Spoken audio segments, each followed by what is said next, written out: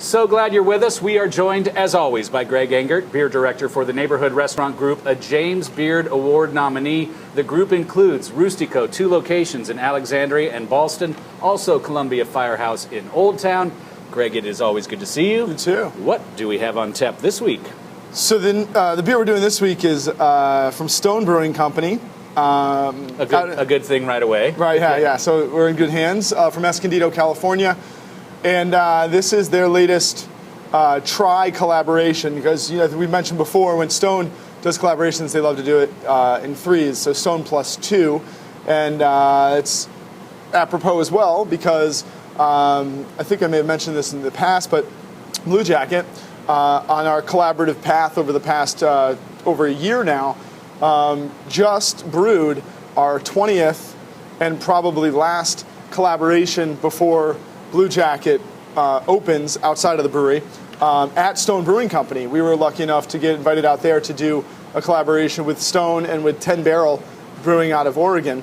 So look for that one coming out in the fall. In the meantime, this is a really crazy and interesting, different kind of collaboration.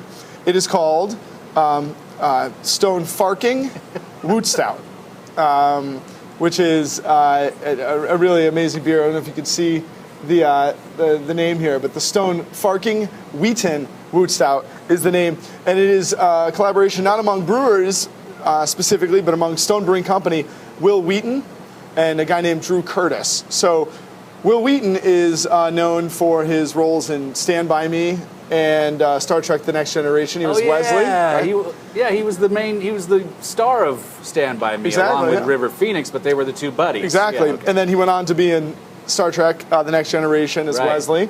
And then since he's been a blogger, he started and worked with a music fest called Wootstout, and still acting, and also really cool, he's a huge beer geek.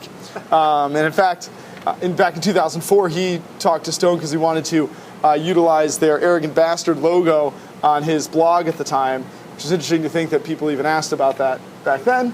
Normally people just do it now, but that's how they kind of got introduced. And Greg Cook, one of the founders and CEO of Stone, and Will have become friends over the years. So they decided to do a collaboration beer. And bring in the third was one of Will's friends, this guy named Drew Curtis, who is the guy who started a really cool alternative news website called Fark.com. Oh, yeah. And so they came in and did this. So that's the Farking Wheaton Wootstout. It's maybe the strongest beer Stone's ever done, which is incredible at 13% alcohol. So an interesting summer choice, but as long as you have air conditioning, it should work. And it's an imperial stout, which makes sense. They added a little wheat, likely just because of the surname of Will, the collaborator. Some rye for spicy malt. Pecans for a little bit of nuttiness, and about 25% of the beer has been aged in bourbon barrels, so it'll have a little bit of that influence as well. So. All right. Nutty oak right off the top there.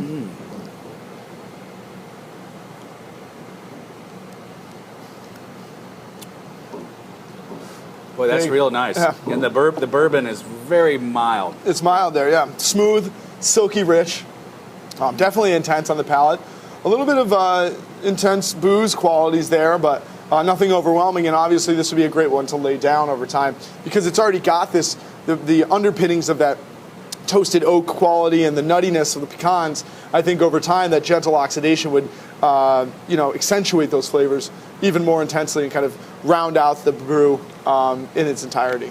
Well, we'll officially invite Will Wheaton to sit in on Beer of the Week. Right, Peter Dinklage of Game of Thrones has not gotten back to us yet. Right. The invitation after the Game of Thrones beer. And Ommegang actually has more Game of Thrones styles coming out, so maybe he will one day. Maybe eventually. Yeah.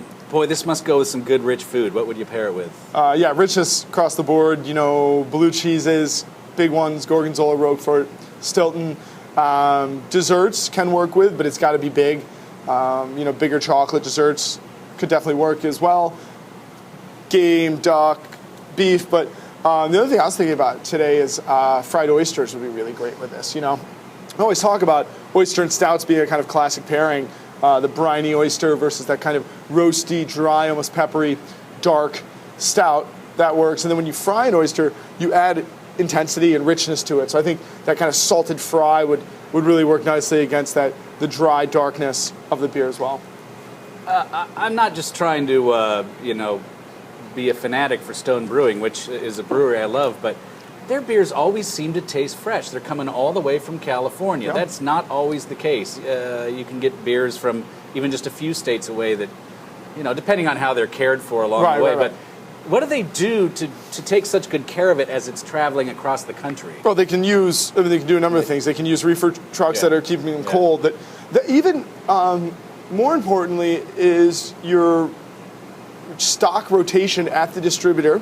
Okay. And the way that the beer is rolled out of the brewery. I mean, Stone is one of those breweries, obviously we talked about Enjoy By before, that takes major expense and pain to ensure that when beer is ready, it is going out. It's not like the beers are kind of getting brewed and they put them aside until they can figure out where to send them. They've got it dialed in. So they're making a great effort to ship their beers out as soon as they're ready, meaning they're going to get to us faster. Hugely important for all the beautiful IPAs that they make. Yeah. And then it's about kind of hitting that sweet spot where you never have too much inventory at the distributor's house. You're kind of selling, you're getting close to being out just as new stuff's arriving. And this makes it so that, for a place like ours that's always selling Stone beers, we always have, replenished fresh kegs coming through. So it's a big job, and they are very dedicated to it. Let's talk a couple minutes before we go about DC Beer Week, which is not too far off. 5th annual DC Beer Week, an event that just keeps getting better every year, as far as from what I can tell. Yeah, definitely. Yeah. So it's coming up. Begins August 11th, a Sunday this year, and culminates on the 18th of August. Way more involvement this year. I mean, I think you'll see, obviously, all the restaurants and bars doing lots of different really cool events throughout the week. You'll see brewers in town. You'll see lots of rarities on tap and things like that. But even more so, it seems that there's going to be a kind of non-beer oriented portion of the week. You're going to see a lot more events occurring outside of the bars and restaurants, and kind of occurring in more, general areas of interest throughout the city, which is important and huge because we're really trying with DC Beer Week to not just pat ourselves on the back, all the people that are doing this stuff. I always say, it's kind of DC Beer Week all the time. At Church Key, we're doing, a couple events a week always anyways. But I love seeing it kind of entering the mainstream more and more, and I think DC Beer Week is going to be really, really important for that. All right, I will put the website for DC Beer Week right up here. A lot of events coming up. Do check it out. A lot of fun, and looking forward to it. And also, if you have a question for Greg, here is the email address, beeroftheweek@WTOP.com. Greg, thank you as always. It's delicious. Everyone, please always do drink responsibly, and be sure to bring your thirst next time for another Beer of the Week.